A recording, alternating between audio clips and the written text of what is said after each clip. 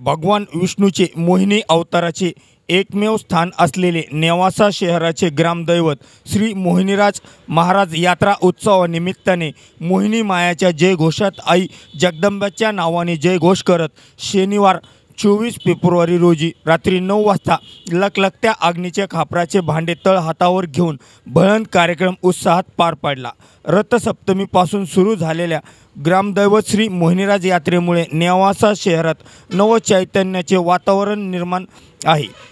माघ शुद्ध पौर्णिमेच्या रात्री मंदिरासमोर भळंत खेळत देवदेवतेला यात्रा उत्सवासाठी निमंत्रण दिले जाते।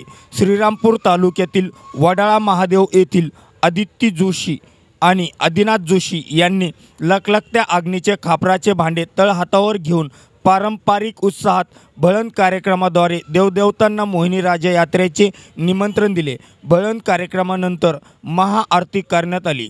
यावेळी नेवासा शहरातील भाविकांनी मोठी गर्दी केली होती, त्यामध्ये महिलांची संख्या लक्षणीय होती।